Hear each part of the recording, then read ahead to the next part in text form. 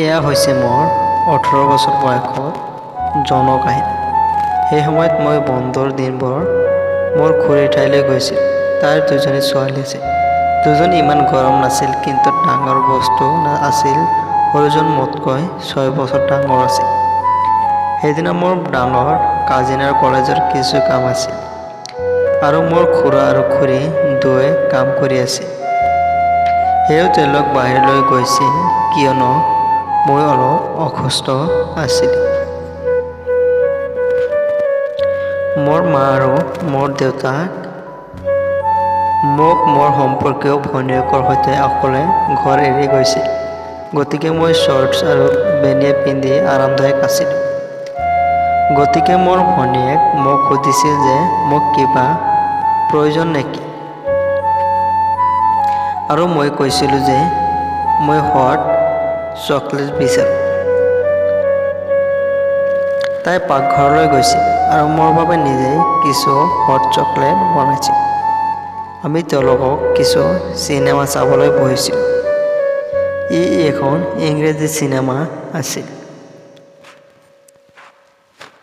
হঠাৎ এটা যৌন দৃশ্য আহিল, আৰু মই তাইৰ সন্মুখত ইয়াক চাবলৈ অলপ সংকোচ বোধ কৰিছিলোঁ। মই তাইক দেখিছিলোঁ, আৰু তাই একো কোৱা নাছিল। সেয়ে মই ইয়াক চোৱা অব্যাহত ৰাখিছিলোঁ। আৰু পৰ্দাত যৌনতাৰ তীব্ৰতা হৈ পৰিছিল। মোৰ চিষ্টাৰ মুডটো আহি পৰিছিল, আৰু মনে মনে তাইৰ বুচখন প্লাজা-পানৰ ওপৰত ঘঁহিবলৈ আৰম্ভ কৰিছিল। আৰু মই লক্ষ্য কৰিছিলোঁ তাই পূৰা হৰ্ণি হৈ পৰিছে। আৰু হঠাতে মই ঘূৰি কাঢ়ি দিলোঁ। তাই হতবাক হৈছিল আৰু হঠাতে তাইৰ হাত আঁতৰাই দিছিল। তাই পেণ্ট পিন্ধি নাছিল। মই দেখিছিলোঁ যে বুচখনৰ তাত তিতি আছিল। মই এই বিষয়ে সুধিছিলোঁ, আৰু তাই কৈছিল যে মোৰ কোনো প্ৰেমিক নাই। মোৰ ডাঙৰ ভনী ইতিমধ্যে তাইৰ বিয়াবোৰ ওচৰত তাইৰ কুমাৰীত্ব হেৰাইছিল। কিন্তু মই প্ৰতিবাৰে হৰ্ণি হৈ পৰোঁ, কিন্তু মোৰ বাবে এইটো অনুভৱ কৰিবলৈ কোনোৱেই নাই। গতিকে হঠাৎ তাই মোৰ 6 ইঞ্চি দিশ স্পৰ্শ কৰিলে। মই 6 ফুট ওখ, তাই 5 ফুট আৰু 42 প্ৰায় আকাৰৰ আৰু ডাঠ ক'লা গাল। মই নাৰ্ভাছ হৈ পৰিছিলোঁ আৰু মোৰ দেশ থিয় হৈ গৈছিল। মই বিভ্ৰান্ত হৈছিলোঁ কি কৰিব লাগে। হঠাতে তাই মোৰ পেণ্টটো তললৈ টানি আনিছিল, আৰু মোৰ দিশৰ দ্বাৰা হতবাক হৈছিল। তাই এটা দিশ ক'লা আৰু ইমান ডাঠ দেখা নাছিল। হঠাতে তাই মোৰ দিশটো চুইবলৈ আৰম্ভ কৰিলে, আৰু মোৰ মুখখন দেখিলে মই ইয়াক উপভোগ কৰি আছোঁ। মই প্ৰথমবাৰৰ বাবে ইমান ডাঙৰ বব কৰিছিলোঁ।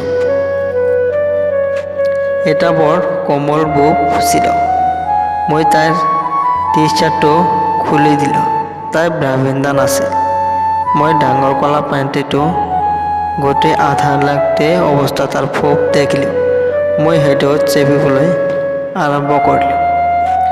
তাইৰ মুখৰ পৰা মোৰ দিশটো আঁতৰাই চেলেকিবলৈ আৰম্ভ কৰিলে। মই তাইৰ বুক বৰ জোৰেৰে চেপি ধৰিছিলোঁ, আৰু মই তাইৰ পেণ্টটো তললৈ টানি আনিছিলোঁ।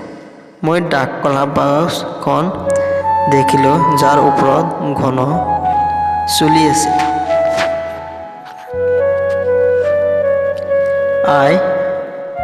মই তাইৰ বুচখনত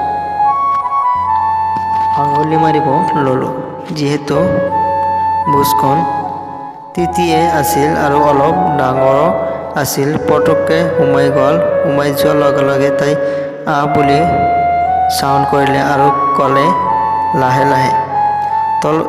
তাৰ পিছত আমি দুয়ো মোৰ গাড়ী কোঠালৈ গ'লোঁ, আৰু মই তাইক তেওঁলোকৰ বিচনাত ঠেলি দিলোঁ, আৰু মিছনাৰী পজিশ্যনত তাইৰ শকত ভৰি বিয়পাই তাইৰ বুচ চেলেকিব ল'লোঁ। এইটো মোৰ প্ৰথমবাৰৰ বাবে আছিল, আৰু এইটো অলপ কঠিন আছিল।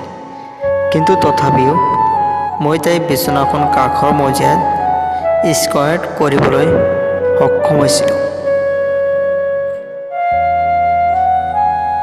তাৰপিছত মই মোৰ কঠিন দিশটো লৈ তাইৰ ওচৰত ঠেলিবলৈ আৰম্ভ কৰিলোঁ। এইটো সঁচাকৈয়ে টান আছিল আৰু কেনেবাকৈ মই ইয়াক ঠেলি দিছিলোঁ আৰু লাহে লাহে আগবাঢ়ি যাবলৈ কৈছিলোঁ আৰু পিছলৈ মোৰ চিষ্টাৰৰ বেগ হৈছিল আৰু তাইৰ মুখত হাত ৰাখি কান্দি আছিল যাতে ঘৰৰ কাষত থকা কোনোৱে এইটো শুনিব নালাগে। তেতিয়া মই তাইক সঁচাকৈ কঠোৰভাৱে চুদিবলৈ আৰম্ভ কৰিছিলোঁ। মই তাইৰ সকলো শৰীৰ আৰু মুখত 3 ঘণ্টাকৈ অধিক সময় ধৰি ভিন্ন স্থিতিতে চুদিলেও এইটো মোৰ প্ৰথমবাৰৰ বাবে যৌন সম্পৰ্ক আছিল।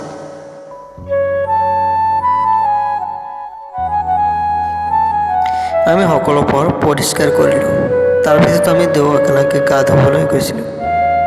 আমি দুয়ো মোৰ খুৰাৰ বাথটাবত সোমাইছিলোঁ আৰু সেইবোৰ চুহিবলৈ আৰম্ভ কৰিছিলোঁ। মই তাইক সুধিবলৈ আৰম্ভ কৰিছিলোঁ আৰু তাইক অনুসৰণ কৰিছিলোঁ। মই মুডত আহি পৰিছিলোঁ আৰু পুনৰ তাইক বাথটাবত চুদিলোঁ আৰু আমি বাথটাবৰ পৰা ওলাই আহিছিলোঁ আৰু মই তাইৰ ওপৰত তেল দিছিলোঁ আৰু তাইৰ ভৰিৰ ভাল মালিচ কৰিছিলোঁ। বছৰত মই তাইৰ কটিটো ফাটো আৰু মোৰ দিশত তেল লগাইছিলোঁ আৰু মোৰ শৰীৰটো তাইৰ ওপৰত ঘঁহিবলৈ আৰম্ভ কৰিছিলোঁ। মই তাইক মোৰ তেলেঙ্গিনা দিশবোৰ চুদিলে তাই জোৰেৰে কৰিবলৈ আৰম্ভ কৰিছিল। তাৰপিছত মই তাইৰ মুখত 2টা আঙুলি ৰাখিছিলোঁ আৰু তাইক জোৰেৰে চুদিবলৈ ল'লোঁ। তাই মজা লৈ জোৰত ভৰাবলৈ কৈ থাকিল। তাৰপিছত মই তাইৰ কটিটো তেল ৰাখিছিলোঁ আৰু তাইৰ কটি সোমাবলৈ কৈছিল, কিন্তু তাই চিঞৰিছিল, বহুত দুখ পাইছোঁ, নালাগে। তাৰপিছত দুয়োটাই বিচনাত শুই থাকিলোঁ। পিছদিনা তাই মোৰ ওচৰলৈ আহিছিল আৰু কৈছিল যে